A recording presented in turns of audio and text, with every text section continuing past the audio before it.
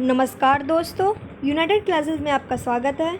इस वीडियो में हम बात करेंगे डेली करंट अफेयर्स की। तो चलिए शुरुआत करते हैं। 1 जून को मनाया गया वर्ल्ड मिल्क डे। इस दिवस की अपनी कोई वैश्विक थीम नहीं होती है, बल्कि विभिन्न देशों की सरकार, गैर सरकारी संस्थाएं तथा इसकी अलग अलग थीम तय करते हैं। जैसे कि हम जानते हैं, दूध में calcium, protein, vitamin B2, potassium, iodine आदि तत्व पाए जाते हैं। अब हम यहाँ बात करते हैं स्पेस एक्स की। स्पेस एक्स अंतरिक्ष यात्रियों को अंतरिक्ष में भेजने वाली पहली निजी अर्थात प्राइवेट रॉकेट कंपनी बन गई है। कंपनी ने डॉग हर्ले और बॉब बेहन केन नामक अंतरिक्ष यात्रियों को अंतरिक्ष में भेजा है। स्पेस एक्स दुनिया की पहली निजी कंपनी थी जिसने रॉकेट को पृथ्वी पर वापस लैंड करवाया था। आमतौर पर उपग्रहों को उनकी कक्षा में स्थापित करने के बाद रॉकेट जल जाते हैं या अंतरिक्ष में फेंक दिए जाते हैं। स्पेस एक्स अंतर्राष्ट्रीय अंतरिक्ष स्टेशन तक कार्गो पहुंचाने में सक्रिय रूप से शामिल था। अब हम बात करते हैं काफ़ी दिनों से चर्चाओं में रहे जॉर्ज फ्लॉयड की। इसका आपने सुना होगा, ट्विटर वगैरह फेसबुक पेजेस में इसमें काफ़ी इसकी चर्चाएं हो रही हैं। तो चलिए इसके बारे में जानते हैं। अफ्रीकी जॉर्ज फ्लॉयड की मौत पर अमेरिका को देशव्यापी विरोध का सामना पड़ रहा है। आपने सुना होगा, इसको लेकर जगह जगह पर आगजनी और विरोध की घटनाएं हो रही हैं। तो कौन थे ये? जॉर्ज फ्लॉयड 46 साल के एक अफ्रीकी अमेरिकी व्यक्ति थे। उनकी मौत तब हुई जब पुलिस ने उन्हें मिनीसोटा के मिनियोपोलिस में एक दुकान के पास गिरफ्तार कर लिया था। मिनीसोटा यूएसए का एक स्टेट है। इससे देश में अशांति उत्पन्न हो गई है। जॉर्ज फ्लॉयड ह्यूस्टन में रहते थे, मतलब अमेरिका के ही दूसरे स्टेट में रहते थे और कई वर्षों से मिनियोपोलिस में रह रहे थे। कोविड-19 महामारी के कारण वह बेरोजगार हो गए थे। उनकी मौत के बाद ब्लैक लाइव्स मैटर आंदोलन वापस आ गया है। यह आंदोलन 2013 में शुरू हुआ था। यह आंदोलन कनाडा, ऑस्ट्रेलिया और जर्मनी में भी फैल गया है।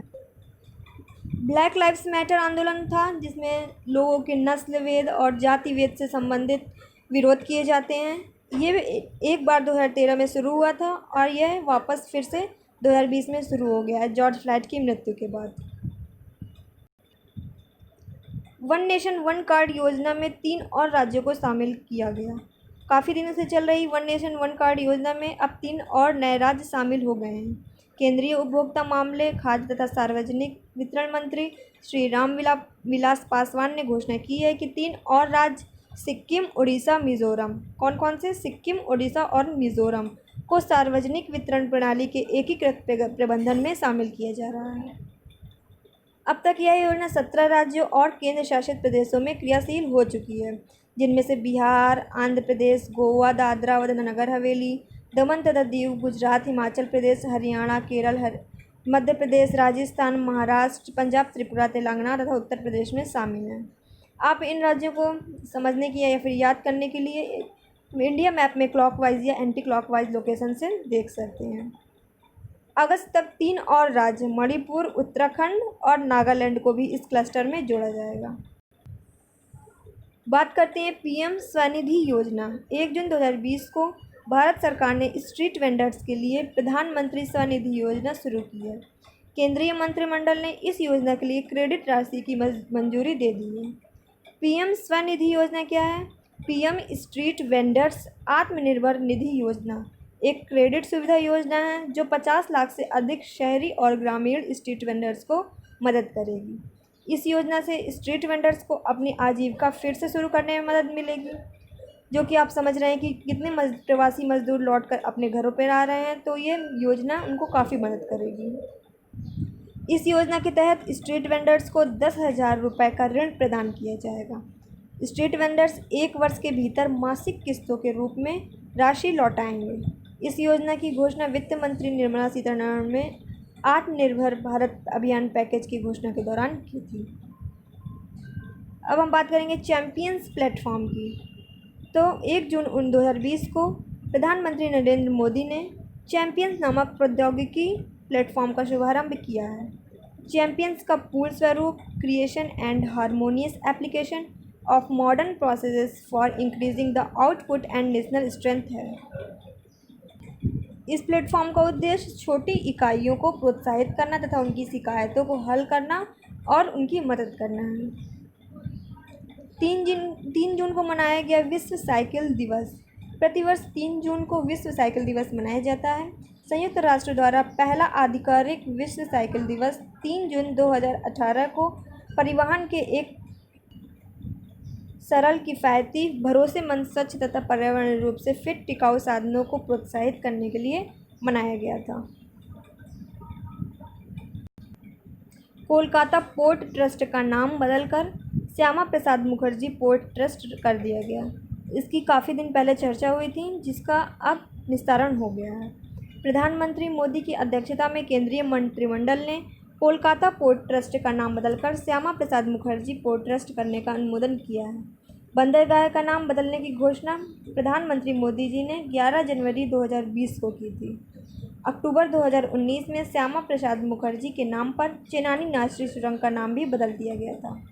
यह सुरंग जम्मू तथा कश्मीर की सबसे लंबी सुरंग है, जो कि नेशनल हाईवे 44 पर स्थित है। यह द्विदिशात्मक है और श्रीनगर और जम्मू के बीच की 30 किलोमीटर की दूरी को कम करती है और इससे यात्रा में समय भी कम लगता है, लगभग 2 घंटे समय कम हो जाता है। 5 जून को मनाया गया विश्व पर्यावरण दिवस। प्रत्येक वर्ष 5 जून को विश्व स्तर पर विश्व पर्यावरण दिवस मनाया जाता है। लोगों को पर्यावरण की सुरक्षा हेतु जागरूक बनाना तथा इस दिवस का मुख्य उद्देश्य है। विश्व पर्यावरण दिवस 2020 का विषय था सेलिब्रेट बायोडाइवर्सिटी। वर्ष 1974 में इस दिन को दुनिया भर में मनाने की शुरुआत की गई थी।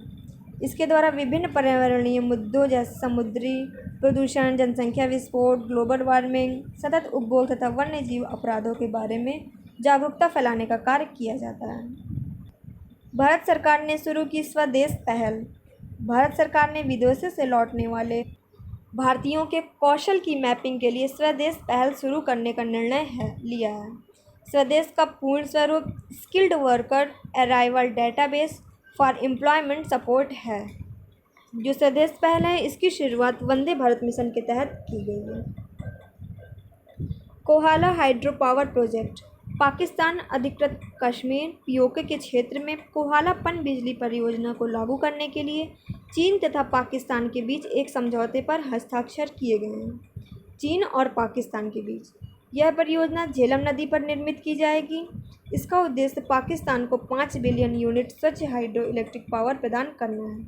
यह परियोजना स्वच्छ ऊर्जा के लिए जलवायु परिवर्तन पर संयुक्त राष्ट्र फ्रेमवर्क सम्मेलन में कार्बन क्रेडिट अर्जित करेगी। छत्तीसगढ़ में शुरू किया गया स्पंदन अभियान। छत्तीसगढ़ सरकार ने हाल ही में पुलिसकर्मियों में से संबंधित आत्महत्या तथा घात की घटनाओं को कम करने के लिए स्पंदन अभियान शुरू किया है। इस अभियान के तहत छत्तीसगढ़ सरकार से जुड़े पुलिस अधीक्षक हर शुक्रवार को अपने जिलों में परेड शुरू करेंगे। इसके बाद कर्मियों की शिकायत का समाधान किया जाएगा। साथ ही इस अभियान के अवसादग्रस्त अधिकारियों का चिकित्सा उपचार और परामर्श अनिवार्य कर दिया है। तो ये थे हमारे वीकली करंट अफेयर्स।